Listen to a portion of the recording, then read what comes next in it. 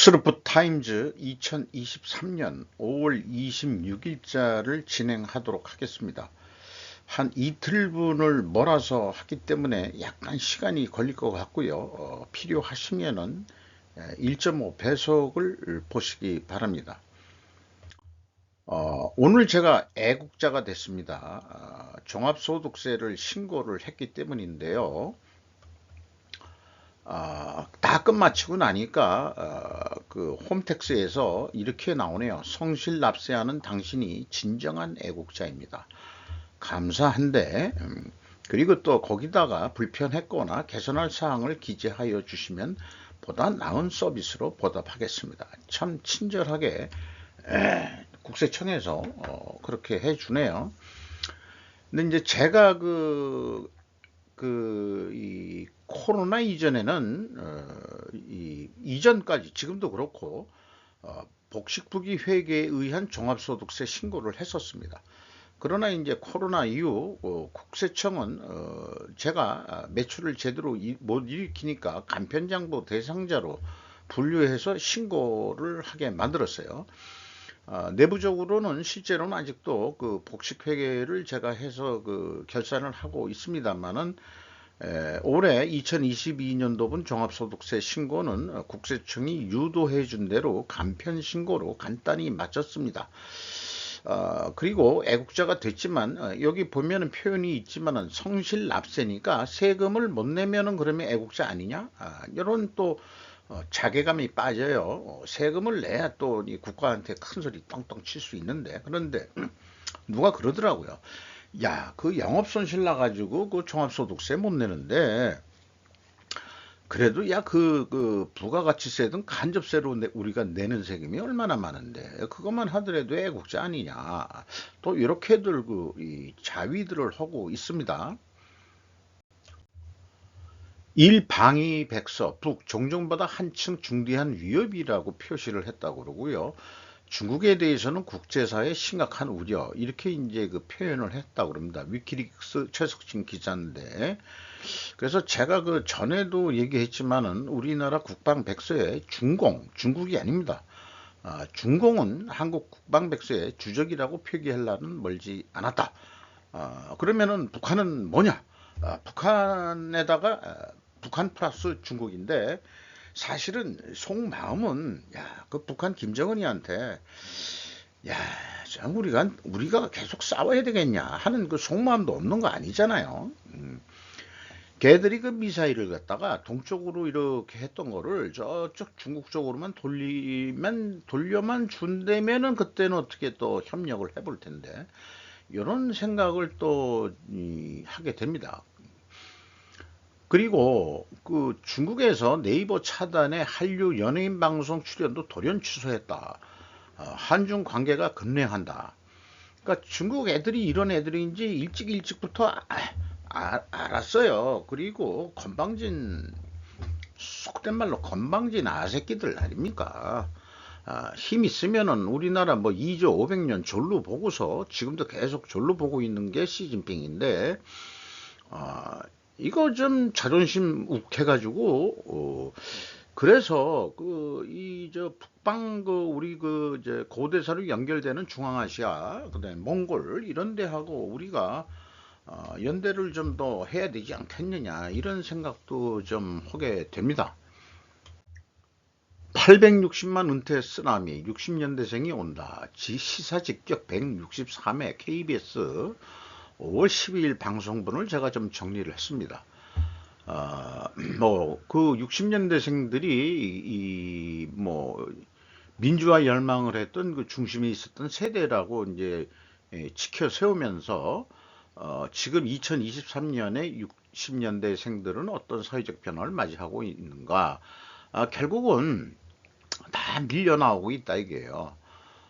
그런데 현실적으로 밀려 나오더라도 주 일자리 퇴직 평균 연령은 49.3세고, 그 다음에 만 60세 정년퇴직 비율은 9.6%니까 그 전에 다 잘려서 나오고 딴 것도 하고 자영업도 하고 뭐 기타 등등, 또 다른 그 대기업 출신들은 중소기업에도 들어가고 뭐 여러 가지 그 삶의 그 이 고단함들이 그 녹아져 있는 그 이 생활들을 하고 있죠.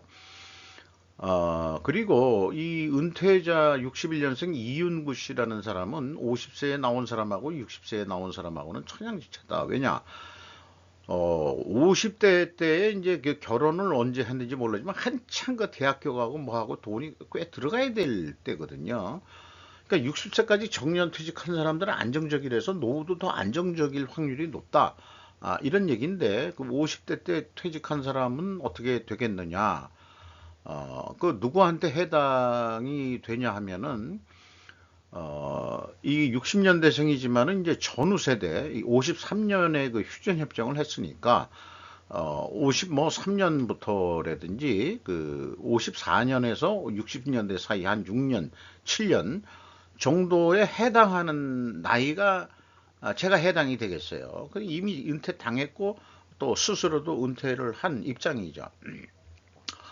그리고 일반적으로 60년대에 출생한 사람들이 80년대 4년제 대학 취학률은 평균 14%뿐이 되질 않는다. 그러면 일반 사람들은 대부분 고졸자로서 그 단순 노무직이나 뭐 이런 데서 일을 했을 것이다. 이런 얘기를 하는 거죠.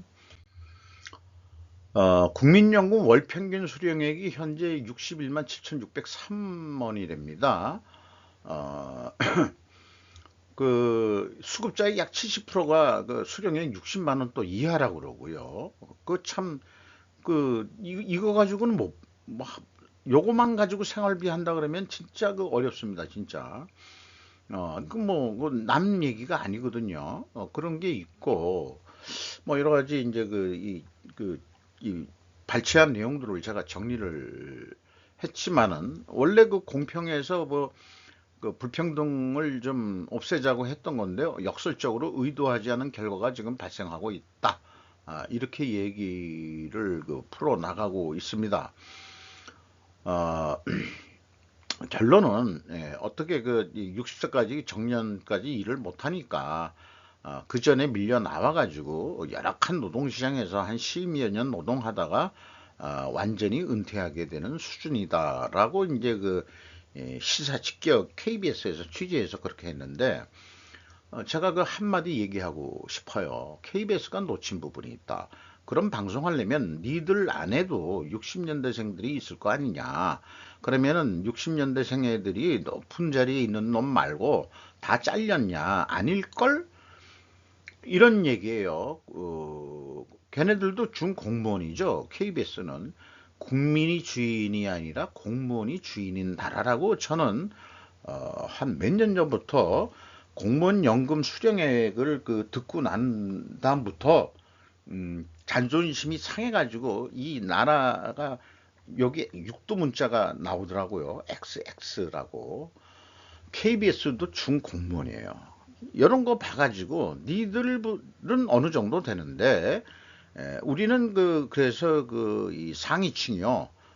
이렇게 좀 뭐 스스로들 얘기를 하시든지 뭔가 비교할 거를 좀 줘놓고 해야 될 거 아닌가. 이런 방송을 하려고 그러면은 지들 얘기는 싹 빼고 말이에요. 그거. 댓글 없어졌다고 붕괴하는 영화 채널 젊은 유튜버라고 제가 제목을 봤습니다. 가끔 그 영화를 이 친구가 하는 거를 가끔 보는데 아주 그 조용한 목소리로 하는 그 유튜버입니다. 그러니까 이 자기가 이런 뉴스를 보고 댓글을 달았는데 자정에서 6시 집회금지 헌법적 권리 KBS 9시 뉴스 뭐 브라브라 뭐 이렇게 말했다. 국민의힘과 정부가 헌법재판소에서는 제한 시간대 너무 광범위의 위헌 소지가 있다. 뭐 이런 얘기. 또 집회의 자유에 불법 딱지 붙이려 해 더불어민주당 브라브라 뭐 이거에 대해서 이 삼촌의 비디오라는 거군요. 그 유튜버가 그건 그냥 정보야라고 댓글을 달았대요. 반말로. 우리나라 댓글도 그 좀 존칭어들 썼으면 좋겠어요. 젊은 애들이라고 그냥 반말로 다 하고 그냥 뭐 단축어 그다음에 현대 속어 뭐 이런 거로 해가지고 인격 모독적인 그런 거 하는데 그거가 젊은이라는 뜻이 아니고 좀 얼굴이 안 보일수록 그 좀 그 교양 있게 그거 그 제대로 가정교육도 못 받은 놈들 새끼들이라고 그런 욕을 받아야 쓰겠어? 이런 생각을 해 봅니다. 그래서 이제 이 사람이 그 댓글을 단 내용이 취재한 기자를 가자라고 제가 썼고, 앵커가 그 사안에 대해 비평, 비판, 분석 같은 게 있어야 그게 진짜 뉴스지. 뭐하러 명문대성 시험 쳐서 기자 시키고 앵커 시키냐, 이렇게 이제 이렇게 반말조로 하면 안 돼요. 그러면은 나래도 지우지 이 사람아. 응? 방송국의 앵커가 최고의 위세를 떨치던 시절 사람들이 TV에서 들은 걸 모두 믿었던 때가 있었답니다. 이 유튜브의 말로는 한국이 언제부터 아나운서를 앵커로 고쳐 불렀다. 그럼 그 역할도 외국처럼 해야 되지 않겠냐? 자기 주장은 그거예요. 이거를 좀 부드럽게 썼다면은 감사합니다라고 얘기를 오히려 했을 텐데 이렇게 반말 짓거리를 하니까 이, KBS도 감정의 동물일 거 아니요. 그러니까 자기 방송은 존칭어로 잘 하면서 왜 댓글은 얼굴 안 보인다고 그렇게 하시면은 좀 너무 그 젊은 혈기로 그 말이 틀렸다는 얘기가 아니고 다르고 다르다 이런 얘기 아니겠소? 이런 얘기를 우리 그 젊은 유튜버한테 좀 해드리고 싶네요. 그래서 또 이게 앵커라는 게 이제 과연 그러면 정의가 현대적인 정의가 어떻게 되느냐 이렇게 되는데 이게 영상 콘텐츠 제작사전이라는 게 있는데 뉴스 앵커란 것은 뉴스 자체를 선택 취재해 자신의 관점에서 코멘트를 작성하고 나아가 스스로 출연하여 뉴스를 방송 해설하는 전문가다. 뉴스에 대한 판단력, 견해의 타당성이 가장 중요한 자격이나 동시에 어떤 그 퍼스널리티라고 그러네요. 어떤 그 개인성이라고 그럴까요? 그 캐릭터 뭐 이런 또 매력도 매우 중요하다. 그래서 뭐 뉴스캐스터라고도 부른다. 그런데 이제 그 말미에서 이런 표현이 있네요. 우리나라에서는 단순히 뉴스 리더의 역할에 그치는 경우가 많다. 그러면 앵커라는 말을 붙이지 말고 옛날처럼 아나운서 누구였습니다. 라고 그냥 돌리든지 그 외국 따라 한다고 했으면은 앵커라는 말을 붙였으면은 아주 그 좀 자기 그러니까 신문사 논설위원 같은 수준은 돼야 되지 않겠냐 이런 얘기 아니겠어요? 그래서 제가 이렇게 스스로는 제가 못 느꼈는데 지금 이 하는 스르프 타임즈를 하게 된 이유가 뉴스에 대한 판단력, 견해의 타당성 등의 욕구가 나에게도 있었던 게 아니냐.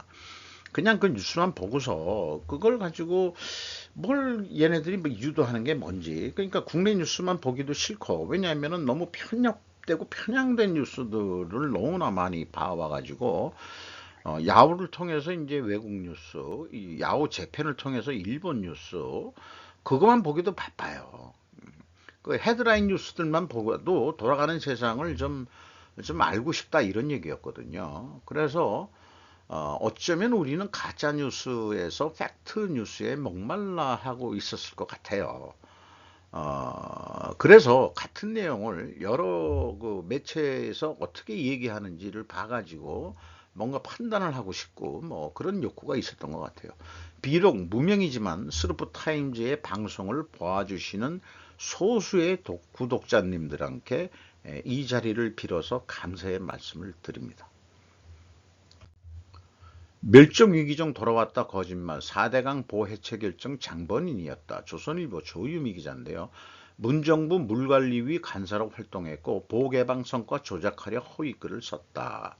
그래서 멸종위기 물고기가 뭐 해가지고 거짓임을 실토한 환경단체 대표 A씨 이런 경우에는 왜 그 이 저기 그 저기 그 이름 같은 거를 왜 그 보호해 주는지 모르겠어요. 이거 보호해 줄 필요가 있나요? A씨 뭐 이러는데 어, A씨 하니까는 욕하는 것 같네. 그 정한 문재인 정부가 정한 문제가 많았어요. 이렇게 되는데 어쨌든 제 생각에는 여기 이제 그 별도 뉴스들이 이렇게 관련 뉴스들이 이렇게 나왔는데 올해 가뭄으로 우리가 그 고생을 했고 이 남해 뭐 섬 이런 데에 가뭄으로 육지에서 그 물을 갖다가 수송까지 하면서 그 섬에다가 그 물 또 공급도 하고 그만큼 우리가 가뭄에 시달렸는데, 자, 그 주변에 일부 뭐 고인물이 썩을 때도 있긴 있겠죠. 그런 거 비가 오고 해결하고 그다음에 또 잘 청소하고 해가지고 뭔가 그 농업 용수를 확보하는 차원에서 땡까지는 아니지만은 그 보라고 표현을 하는 거 아니에요? 그런 거 좀 둬야 되지 않겠어? 오늘 환경단체 애들이 아마 그 PC주의자들 그 대부분 그 환경 얘기하면 이제 좌빨들 얘기고 PC주의자들 이런 애들이 자기네가 일반 그 기업이나 뭐 조직이나 그 이런 데서 먹고 살기가 힘드니까 그런 쪽으로 그 해가지고 결국 얘네들도 송국으로는 정부 돈 먹고 처먹고 그돈 버는데 목적이 있는 거지 진짜 지가 얼마나 지구 환경을 보호하고 하고자 하는 순수한 뜻이 있는지 저는 잘 모르겠습니다. 가짜 그 환경 보호론자들도 많을 것 같고요. 그렇습니다. 그런 느낌이 들어요. 우리 땅에서 우리 로켓으로 우리 위성을 쏘아 올리다 독자 우리 개발 첫걸음 해가지고 뭐 많이들 보셨을 테니까 발사 연기의 6차례 반복 시험, 향후연 관계자 밤샘 노력 끝 환호, 누리호 발사 성공의 외신 주목, 한 영내 우주 경쟁서 희망, 이런 보도가 있었고요. 그 다음에 이제 뉴시스에서는 누리호 실린 차세대 소형위성 2호 교신 성공 후 순항 확인. 근데 8개의 그 위성을 실었대는데 현재까지는 4개인가가 교신이 되고 나머지도 지금 계속 교신 수신 중 시도를 하고 있다. 그러면 50% 성공을 나머지 그러면 4개가 좀 돈이 아깝긴 한데 그리고 그 향후연 기술 민간이양 2025년 4차 발사는 하나가 맞는다. 중앙일보인데 그 전에 뉴스에 항우연에서 그 연구자 그 기술자들이 상당히 이 불만을 품고서 그 조직을 때려치운다든지 자기 그 고급 기술을 가지고 자기네들 고생해서 이렇게 만들었는데 이건 뭐 이게 이제 찬밥 신세 되는 거 아니냐 뭐 이런 식의 이제 뭐 이런 게 있는데 항공우주청이 뭐 따로 생긴다고 이런 여러 가지 뉴스가 있습니다만은 저는 그렇게 생각해요. 나사가 스페이스를 X를 도와주듯이 에, 그 스페이스 X는 그 영리 그거다 보니까 그 로켓 그 안 버리고 다시 그 회수해서 쓰는 거로 그러니까 재활용 로켓 팔콘 9는 키로당 2,000달러에 불과하는데 우리나라는 10,000달러가 넘는다 이 말이에요. 킬로그램당 3만 달러, 3만 달러인데 2,000달러면은 이건 경쟁이 안 되는 거 아닙니까? 그러니까 이게 민간형으로 해서 이익 발생 뭐 이런 거로 해가지고 근데 하나는 우선은 그 손익의 문제가 아니고 기술 발전시켜 놓고 그다음에 어떻게 해서든지 나중에 이익을 내보도록 노력을 하겠다 이런 표현도 했답니다. 자, 뭐 아니나 다를까 우리나라 뉴스에는 안 나오고 로이터, 북한 새로운 긴급성으로 위성 발사대 건설 조지 스미스라고 우리나라가 이렇게 이제 인공위성 발사까지 공식적으로 하니까 그 김정은이가 와우 빨리빨리들 하라고 해가지고 다그치고 있는 모양이에요. 인공위성. 근데 이제 외국에서 이 인공위성에다가 아니 그 로켓에다가 인공위성을 실는 게 아니고 그 위에다가 그 핵탄두 놓으면은 그게 이제 탄도미사일이 되니까 그래서 이제 그 북한 거는 노고 한국 거는 오케이다 이렇게 일본 뉴스에서도 소개를 한 거죠.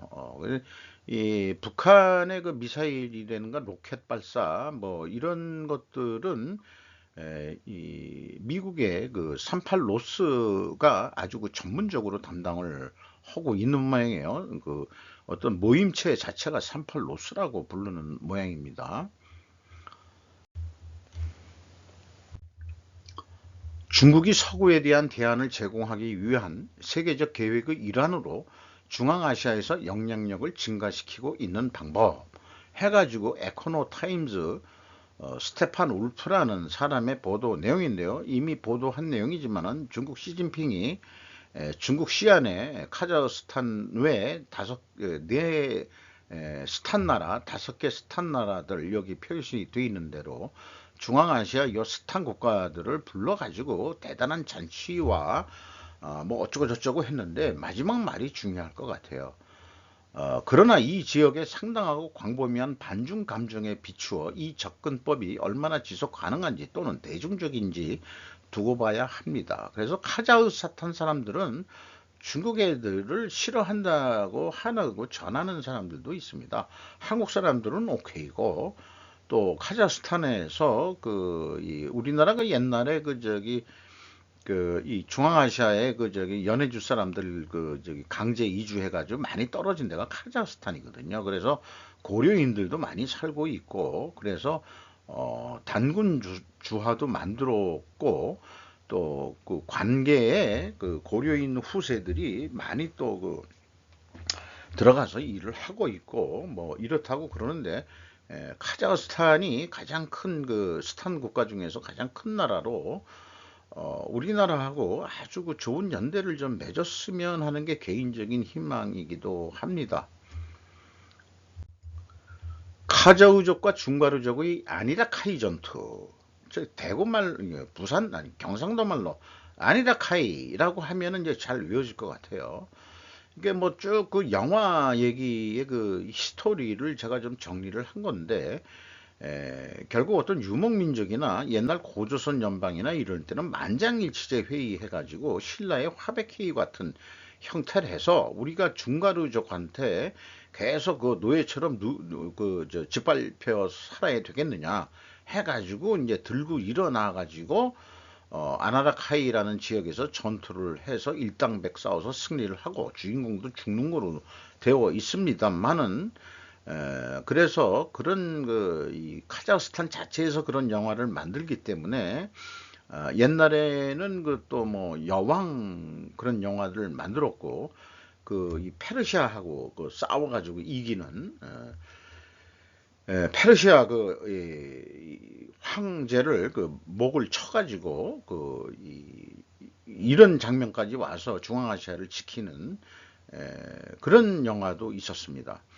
근데 옛날에 이 말 타고 그다음에 옛날 무기 체제 활과 창과 그다음에 칼 이런 거로 해서 이제 말이 이제 우리로 요즘 치면은 이제 탱크 전차죠, 전차 이런 거와 같은 건데 지금은 러시아나 중국의 무기력에 대항하기는 좀 어려운 그런 수준일 겁니다.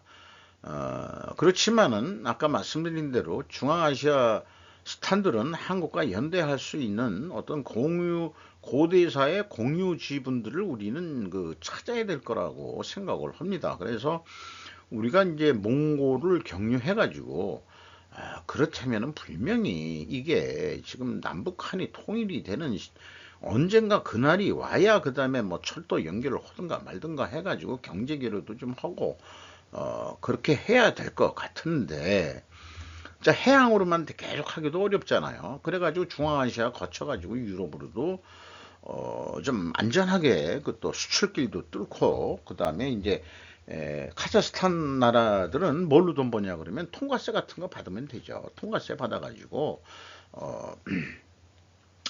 그렇게 하면은 유럽 수출이나 뭐 다른 데 수출도 우리가 싸게 좀 해가지고 경제에 도움도 될 거고 자 제가 살아 생전에 그런 꿈 같은 날을 볼 수 있을려는지 참 그런 희망을 갖게 됩니다. 100명씩 한 명씩 들어서 100명을 한 명씩 들어서 금속노제 노숙 집회 불법 규정 강제 해상. 잘했어요. 잘하고 있는 거예요. 네. 이 민노총 대법원 앞서 또 밤샘 농성 시도 경찰 강제 해산 조치. 잘했어. 이 금속노조라는 아새끼들 참 아이고 참 중동 프로젝트 쉽지 않네. 공사비 증가에 수주 실패에 잇따라. 요거 때문에도 그렇고 그래서 현대건설과 삼성 엔지니어링 분석을 했는데 요거 뭐 그때 자세하게 또 설명을 했고요. 참고해 주시면 되겠고요. 한국이 지은 아랍에미레이트 바라카 원전 세계 원전 산업에 큰 의미가 있다라고 좀 추켜 세우네요. 원자력 학술 행사에 참석한 올리언 매구드라는 OECD 경제협력 개발기구 NEA 사무총장 취재한 인터뷰한 내용을 소개를 하고 있습니다. 결국은 R이 100이라는 게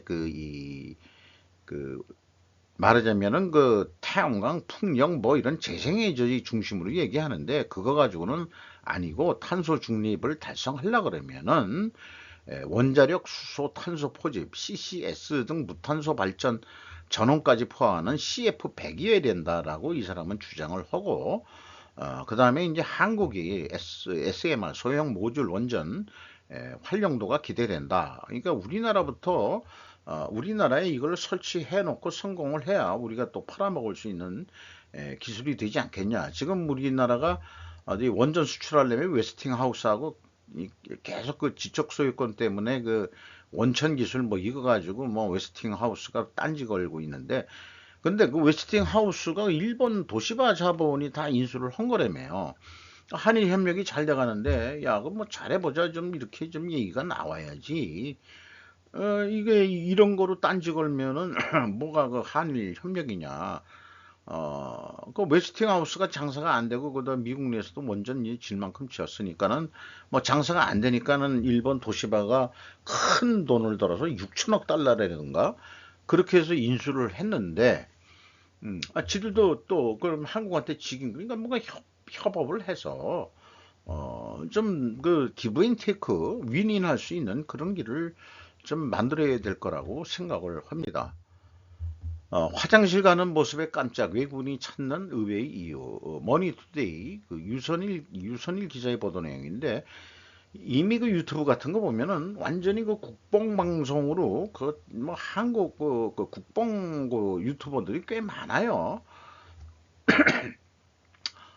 그러니까 이제 화장실 가는 모습이란 게 이제 커피숍이나 이런 데서 그 노트북 가지고 뭐 이런 거 갖다가 이제 뭐 이렇게 그 화장실 잠깐 갔다 오는데도 외국에서는 그 불안해가지고 안 되는데 뭐 이런 거 하나 사례를 하는데 뭐 이것도 이제 국뽕 뉴스 같은 겁니다. 그래서 근데 치안 한류 사업을 펼치고 있다 하는데 과연 뭐 안심 귀갓길 뭐 이런 등등이지만은 기본적으로 이 소매치기라든지 그다음에 이 절도범이라든지 이런 게 없어지려고 그러면은 경제가 안정이 되고 그다음에 이제 이 빈민층이라든지 못 사는 사람들이 없게 하는 결국 경제가 좋아지면은 이런 것도 다 좋아지게 되어 있습니다. 근데 이제 유럽 같은데 그 이탈리아 뭐 프랑스 뭐 이런데 소매치기 뭐 이런 거 많다는 얘기가 걔네들도 그 이민이나 그 외국인 이런 애들이 많이 들어오면서 좀 나빠진 건데 또 하나 우리나라는 이 조폭이 없어지면은 뭐 외국계 삼합회 중국 아새끼들 그 삼합회나 뭐 이런 애들이 또 이 넘보고 그럴 것 같으니까 그런 경우에는 또 한국 조폭 때 이 중국 조폭과의 그 전쟁 이런 걸 위해서라도 완전히 죽이면 안 될 것 같기도 하고요. 뭐 그런 부분도 있습니다. 이게 뭐 우리가 치안이 안전하다고 그러지만은 여러 가지 그 이권이라든가 그 뭐 술집 뭐 이런 등등을 생각해서 또 고려해 볼 점도 많다고 생각을 합니다. 현대차 NG 엔솔 5.7조 투자에 북미 배터리 공장 세운다 해가지고 현대차는 LG 엔솔만이 아니고 SK온하고도 다 잡아가지고 북미에다가 배터리 공장 져서 결국은 북미에다가 팔아먹어야 현대차가 산다. 그러면은 이쪽에 산 사람이 현대 자동차 그룹 대표 모양이고 요 오른쪽에 있는 사람이 이게 우리 내가 봐서 왼쪽이죠. 이 사람이 이제 저쪽에서 보면 왼쪽 참 항상 헷갈리는데 이쪽에 에너지 솔루션 무슨 머리를 시원하게 쳤구만. 나이도 젊네. 딱 보니 아니네. 나이 먹을 만큼 먹은 사람이네. 이쪽도 그렇고 한 50대들 된 것 같죠. 그죠? 한참 이제 일할 나이입니다. 아까 뭐 60년대생 이 밀려 나온다고 그랬는데 이제 높은 층 되면 한 60세까지 충분히 일할 수 있죠. 소수이긴 하지만은 한미 대북 접경지역서 대규모 실사격 훈련 실시 김영진 AP. 왜 우리나라 뉴스 헤드라인 뉴스에는 왜 이런 게 안 보이나 몰라요. 어, 그 자관 작년에 100여 발 엄청 쐈는데 지금 4월 이후 지금 안 쏘고 있거든요. 고체 연료 대륙간 탄도 미사일 발사 이후에 돈이 떨어졌나? 돈이 떨어진 것 같아요. 이번 뉴스에는 인용을 안 했지만은 미국에서 그 북한 자금 400만 달러인가 얼마인가 동결시켰다고 불법 그런 거래서 그런 뉴스도 좀 있었습니다. 자관 돈줄을 쥐어야 얘네들이 북한 애들이 꼼짝을 못하죠. 자관 이게 난 큰 비행기인 줄 알았더니 드론으로 또 드론까지 요즘은 연습을 시키고 그러네요.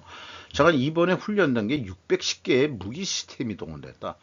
자관 그 테스트도 해보고 야, 무기 시스템이 610개나 도대체 어떤 무기들인지 매우 궁금하군요. 이 탱크에서 포 쏴가지고 하는 그런 장면 일부 캡처를 했습니다. 그리고 미 해군의 최신형 항공모함이 첫 시절 배치되면서 나토의 러시아와 북최북단 전선 근처를 역사적으로 방문했다. 노르웨이를 방문했다는 겁니다. 일반 그 함정들은 그 미국 함정들이 여러 번 갔었는데 이번에 항공모함이 제너럴 R 포드함이라고 그러네요. 이게 그 오슬로에 도착을 했다. 이게 노르웨이. 바로 그 소련하고 국경 지대 아닙니까? 이 러시아가 이제 또 불끈해가지고 이게 지금 뭐한 짓들이야? 지금 니들 미국이 이렇게 얘기하는데 저건 미국은 참 전 세계적으로 세계 패권 유지하려니까 참 군대도 크게 유지를 해야 되고 대만 신경 써야지, 한국 신경 써야지. 그 다음에 중동 신경 써야지. 이제 그 북대서양, 북대평양 아니 북유럽 이쪽에도 신경 써줘야지. 그 다음에 이제 북극해 나바리 싸움 또 해야지. 참 그러니까 이 세계 패권 유지한다는 게 그냥 쉬운 게 아니네요. 그러니까 이 충성스러운 이 동맹국들을 잘 만들어야지. 배신 때리게 하면 안 되죠. 왜냐 배신을 하고 싶어서 하냐? 미국이 제대로 못 해주면 배신하는 거지 뭐. 그런 거 아니겠습니까?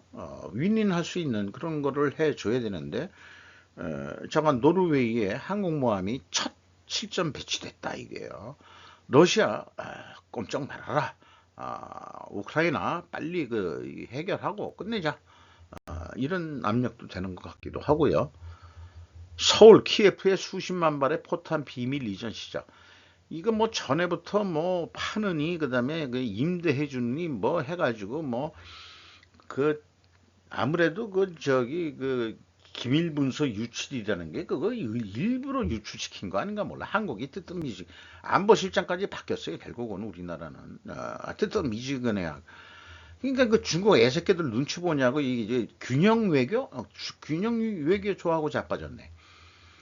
어쨌거나 지금 그 배송은 결국 미국이 가는데 그걸 우리가 미국에 팔아서 주든지 아니면 빌려주는 거든지 빌려주면 나중에 받겠다는 의사인지 그러니까는 여러 가지 그 러시아의 관계 등등 해가지고 균형 유교 이런 식으로 얘기를 한 모인데 그 학자 출신 안보실장 가지고는 안 될 것 같아요. 그러니까 이제 그 김태호 이 1차관인가 대통령실 그 사람이 일본 이 좌파들은 중국에서도 그렇고 예의주시하는 인물로 완전히 이 친미 동맹파로 활동을 하고 있는 것 같습니다. 그러니까 지금 윤 대통령 의지도 지금 우리가 지금 또 동맹을 강화할 때다. 한미동맹. 딴 거는 좀 손해 보더라도 이런 쪽으로 얘기가 된 것 같아요. 그리고 백악관도 한국의 대표와 마찬가지로 언급을 회피했다.